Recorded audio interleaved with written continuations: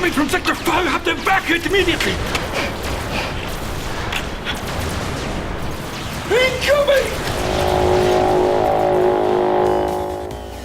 Pew pew pew pew. Destroy. Destroy. That is working. Can play now.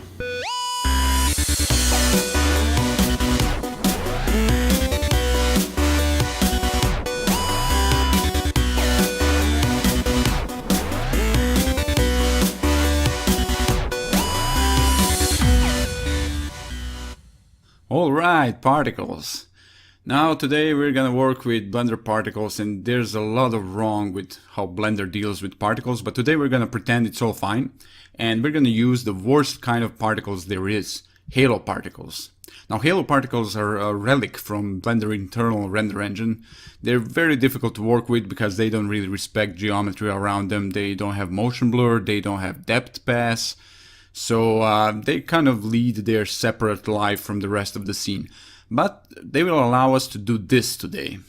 Now this is the effect that I've kept seeing in motion graphics for a while. I first saw it years ago, and I traced it down to Trapcode particular plugin for After Effects.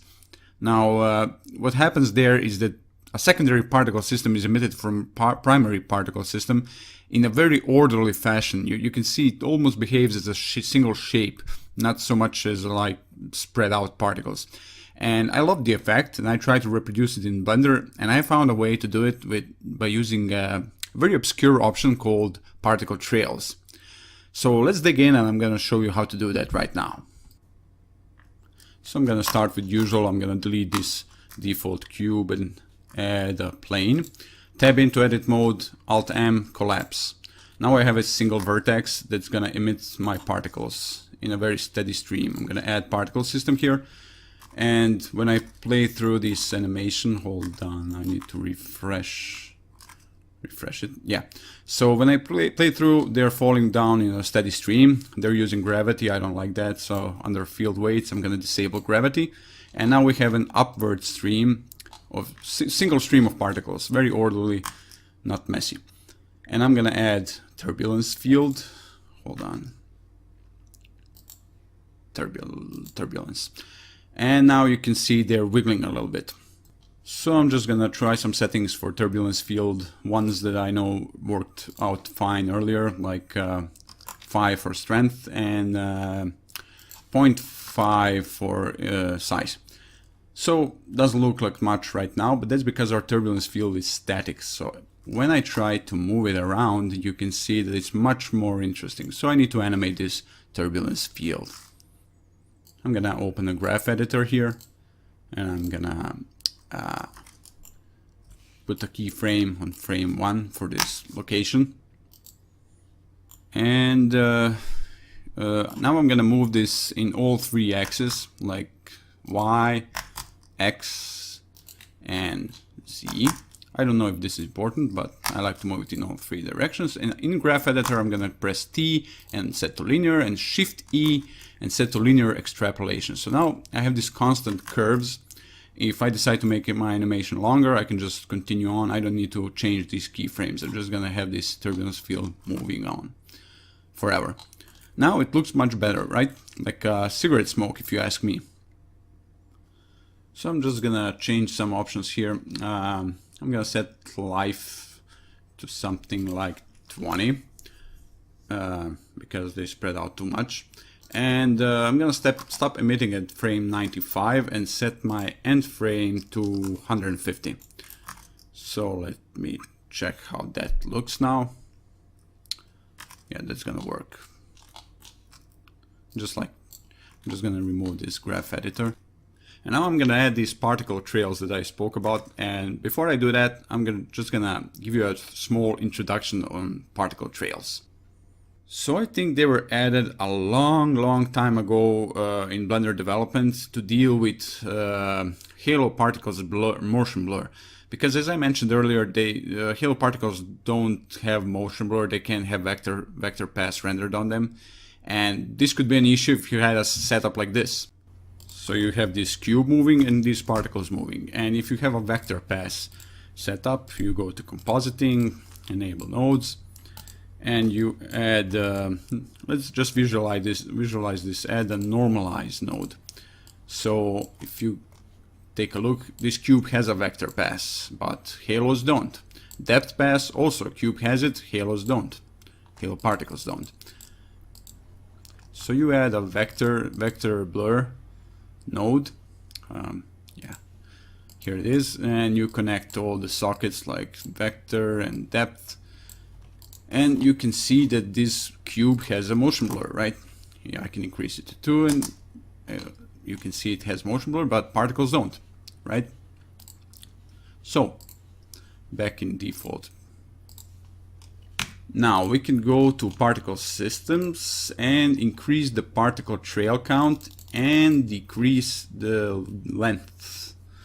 So what's happening here is I'm adding like ghost particles. You can see, you can tweak this, and now they're like motion blurred in the viewport. Actually, it's a bunch of extra halo particles, and this length is just gonna control how far from one another they are. And now we have motion blur, right? They're like ghost particles. They're repeating exactly the same motion the original particle did, but with an offset of certain number of frames or length. So how is this helping us with our scene? Let's try it out. Let's increase the particle trail count, and you can see stuff happening. There's a bunch of these ghost particles, but they are spread out too much. I can increase the count, and I can decrease this length. So you can see some interesting effect happening here. And we created almost like a grid-like surface with these particles, right? So I'm just gonna increase the lifetime to see how it behaves later on. And there's a lot of empty space here, as you can see, a lot of weird spacing happening later on. So, right.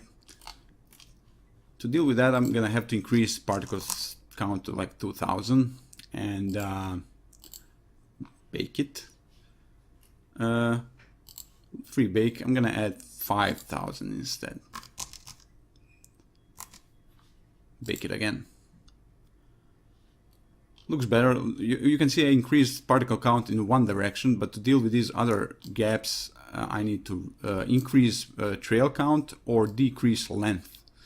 And this is a kind of a testing phase when you need to figure out what works best for your particle count and lifetime. I'm gonna go reduce it back to 2000 and 20 lifetime, so it's shorter. Bake it. And the aim here is to get to take these areas that are most spread out and make them like even grid. So I'm kind of happy with how this looks now. So let's set up the material for these particles. I'm gonna add new material, call it halos, and I'm gonna set it to be halo. And let me just position the camera here to see it better. Okay, and if you do a test render, you're gonna notice that it looks really bad, and that's because halos are very big by default. So this value of 0.5 is too much, goes for something lower, 0.01. And now I'm gonna decrease alpha and increase add. So 0.1 for alpha and 1 for add. And I'm gonna just change this color, something other than white. And on the test render you can see a little bit of transparency and glow. You can also play with the size of halo particles, like 0.2 is thicker and 0.005 is way thinner. I'm just gonna go with originally what I said, like 0.01. So it kind of demonstrates what this should look like. So now let's play with color and transparency. Go to textures and add a texture for color. And I'm gonna set it to blend and enable color ramp here. Add a few color what do you call them, like color elements in this ramp. I'm just gonna increase alpha so there's no confusion between color and transparency. I'm gonna set this to blue, and this one to something like pink, purple, and yellow. So these are now colors over lifetime. So under mapping, I need to set it to strand/particle and make sure it's influencing color. So if we do a test render, you can see it starts blue and goes to yellow, but skipping pink. This is because our halo particle color is blue and it's mixing this color with this blue. So I'm gonna make this black, and under influence I'm gonna set this to add. Click render again, and you have your pink color here in the middle. It's kind of dark, and I'm gonna desaturate these colors a little bit. It doesn't, in my opinion, it doesn't work so well when fully saturated. Oh, misclick there, and make it all less saturated. And now do a test rendering. It looks better. And now I'm gonna add another texture, call it opacity. Repeat all these steps. It's gonna be blend with color ramp, and I'm gonna invert this color ramp right away. Set mapping to strand/particle, and this time it's gonna influence alpha, and I'm gonna set it to multiply, so it will darken our initial alpha. And now you can play with this, and you can see them fading away toward the end of their life. I think this ending there looks good. You can see the yellow part just fading. And you can also play with these colors, like change it to whatever looks good. Okay, so let's make this more interesting now.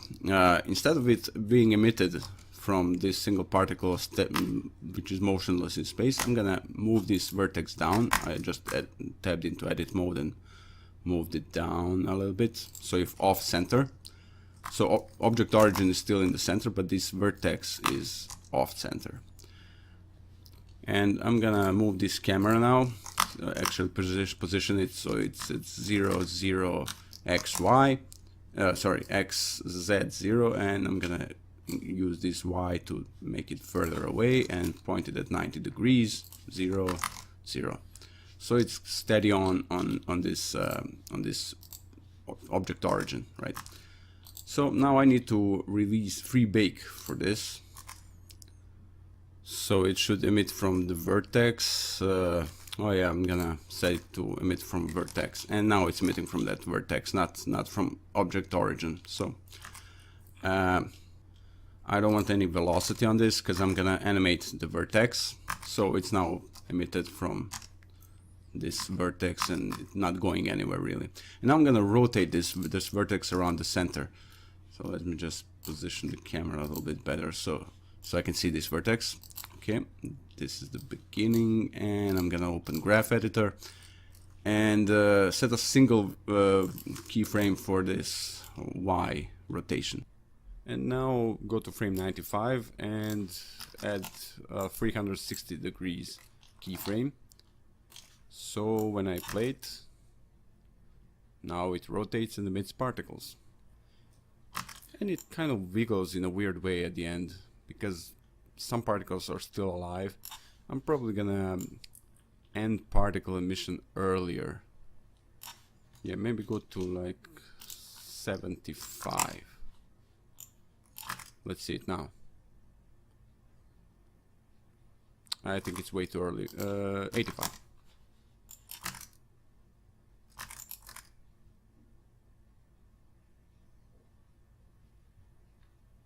Yeah, that's gonna be fine. That's probably going to be fine. Now I'm gonna bake it. No, I wanna add more particles to it, so I can add more thickness to it in some parts of this animation. So now that I have more particles in the direction of flight, I'm gonna increase the length of particle trail, so it's thicker in these areas where it's deformed the most.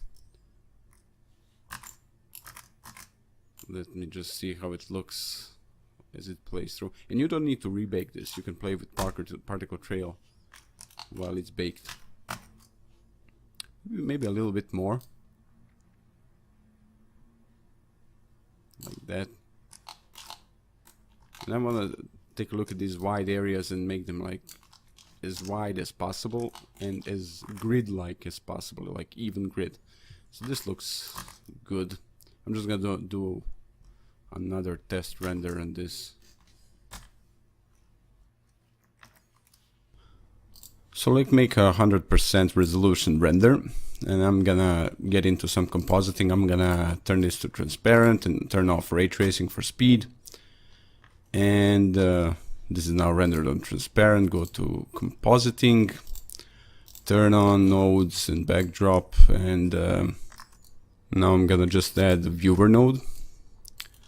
And I'm gonna need a backdrop for this, some color. So I'm gonna go to color, input RGB node. I'm gonna set it to something dark, purple, pink, whatever, and I'm gonna mix it with add over alpha over. So I'm just gonna plug this in, and now I have a backdrop for my particle trail. I think this color works fine, and I'm gonna add a glare node and set it to fog glow here. And now reduce this threshold thing so I get only bright areas to glow, not zero. Zero is everything, so very close to zero, so I get the bright areas to glow. Now people usually use glare node like this, but I don't. I use it differently. I cut this off, and I'm gonna connect our transparent output here to glare node without the backdrop. And I'm gonna play with this value. Not threshold. My mind just stopped. Yeah, this mix value. Yeah. So I'm gonna increase this to 1, so I get only processed image, and I accidentally increased this way too far. So take the threshold back, and I only get these areas that glow without the backdrop, right? Like this. And now I'm gonna add a color mix node set to add, and plug this in, and now I can really boost this effect. Check it out. Now it's factor 1, but I can go to 5 or even 20, right? And I can control how bright this glare thing is, and I can also play with the threshold again, and I can reduce this. No need to be that bright, but it's a little bit pale, so I'm gonna go to halo material settings and increase this to 0.15. Do another render, and now it's a little bit thicker, and I like it that way. So now I'm gonna recreate like a vignette effect. You know, it's a cheap trick, but what you're gonna do? I'm gonna add mate box mask. Box mask. That's not right. That's not right. Ellipse mask. Ellipse mask. And I'm gonna add a filter blur node after it, connected. So I'm gonna adjust these values to have an ellipse that's shaped the way I want. Better just use sliders. Just using values makes you look smart, but better just slide this thing around until it looks the way I want it to look. And now something like this. Yeah. And now I'm gonna blur it. I'm gonna set this blur to fast Gaussian, sorry, and set it to relative and go like 20/20. So now it's blurred, and I'm gonna mix it with our background with color mix node.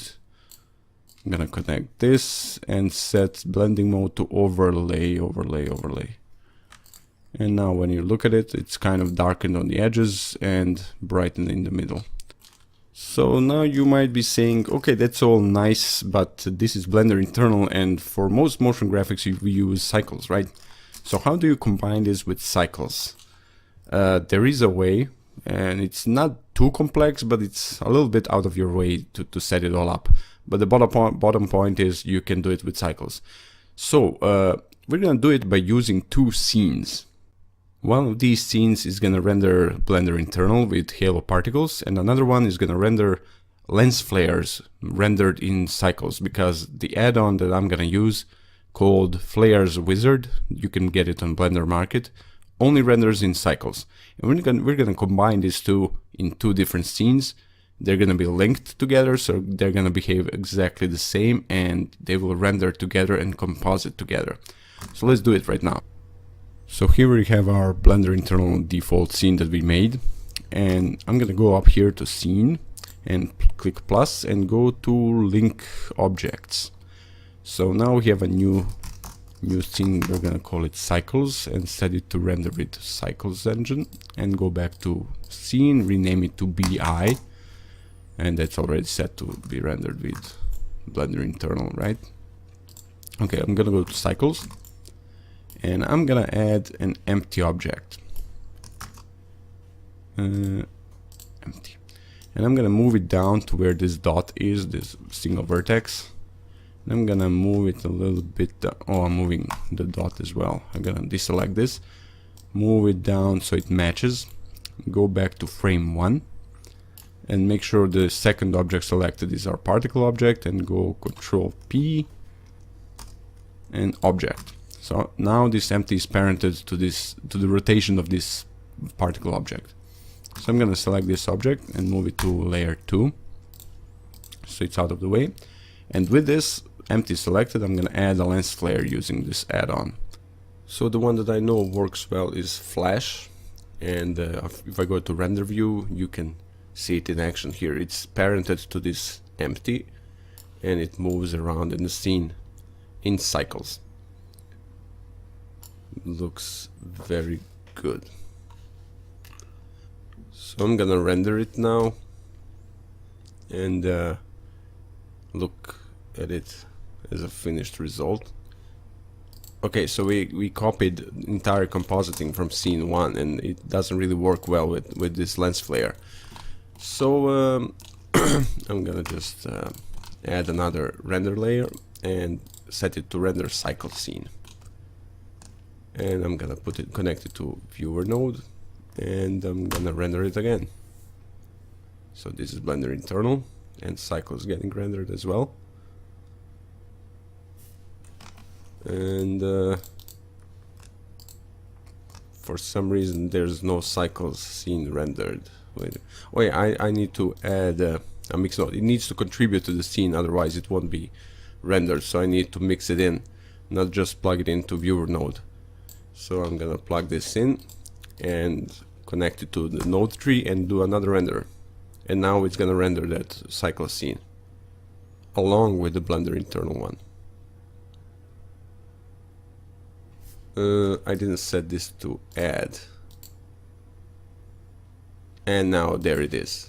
A lens flare at the front of this particle stream. So that looks good. I'm gonna adjust that lens flare now, so because now it's constant. It starts off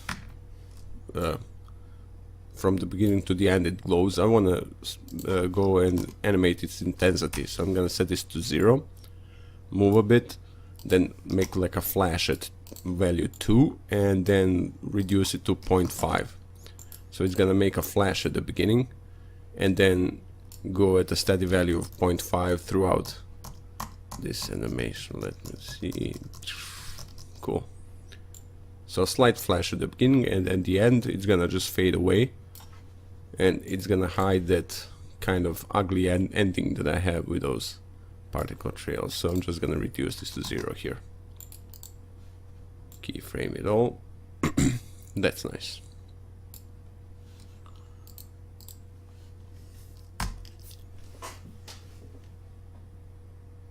Just testing a render to see if it matches. Yeah, it's gonna be fine. So I'm gonna do a test render now, and I'm gonna see how it looks. So this looks cool. Exactly what I wanted to create. So you're looking at this and you're thinking, that's nice, now let's add several more of these in the scene, right? So I'm gonna show you how to do that right now, and it's not as straightforward as you might think. So we're just gonna duplicate this this single vertex, like Shift D, and have another vertex in this object. So I need to bake it again, free bake, bake again, and it seems to be working, right? Except that it isn't. You need to render it to see it correctly. If we zoom into this render, hold on while it renders. We'll zoom in, you can see these weird gaps showing up. And the problem here is that a single object emitting from vertices is gonna randomly interchange in between these vertices. It will sometimes emit from one and sometimes from another. So I need to clear this and make this a separate object. So P and separate. And now bake it. So just select both and bake. And now they're gonna render correctly. No gaps, right? Let's do another test render to make sure it looks fine. And I think it looks fine. Okay, you need to add another lens flare, but that's not a problem. Before I show you the final setup for this scene, I'm gonna talk about some limitations with this particular method. You see, you might be looking at this and thinking about several other scenarios where you could use this, but turns out this is very limiting. The thing is, you can only do this by keyframing traditionally these single vertex objects in your scene. So something like this is not gonna work. So you think you have your single vertex object and a Bezier path here, and you shift click Bezier path, control P, follow path, like you parent it with following path. So that's gonna be easy to animate, right? But it gets completely messed up. Take a look at this. This is a mess. This is not at all the effect that we just got with those single traditionally keyframed particles. And if you go in and and render it, look at it. Look. Let me zoom it.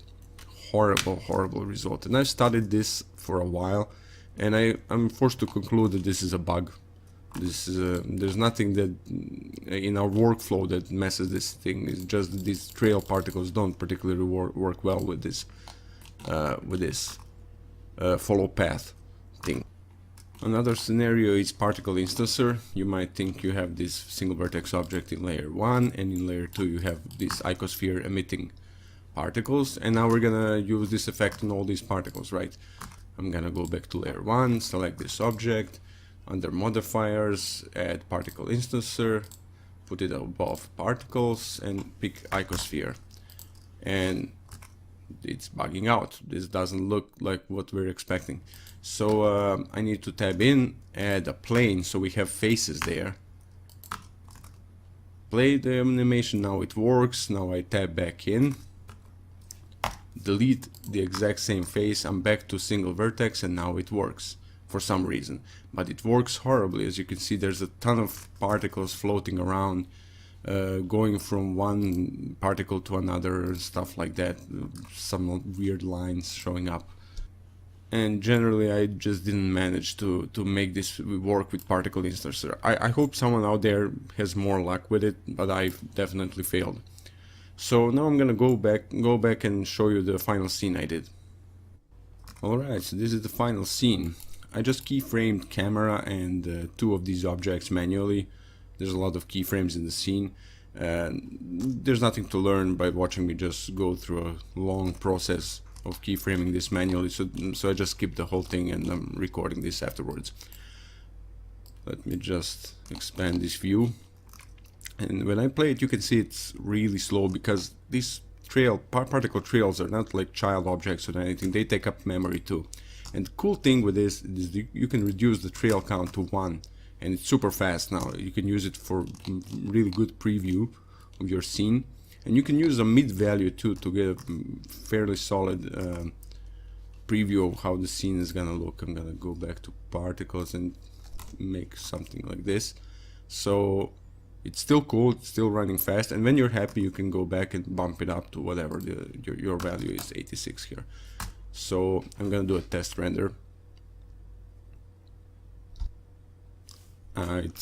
it's too late in the animation. Yeah, they're already faded away. So something like here earlier.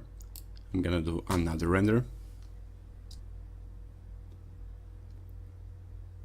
and that's it. I like it. I'm gonna use this as a cover for this tutorial. So the only thing I changed in compositing is that I added these two lens distortion nodes. One to get this nice effect distortion at the end, at the edges of the image, and this other one is to add more jitter, right, or no video noise, whatever, so you don't get too much of a banding, color banding with these nice gradients. So overall it's fine, and I'm happy with the result, and I'm gonna wrap it up for this tutorial right now. I'm gonna ask you guys to comment and subscribe and show me what you did with this technique. I'm really excited to see what people make with this. I'm pretty sure there's gonna be some amazing stuff. So that's all for today. I'm Relja Trajkovic. This was motion graphics in Blender, key blending, and I'll see you around. Bye.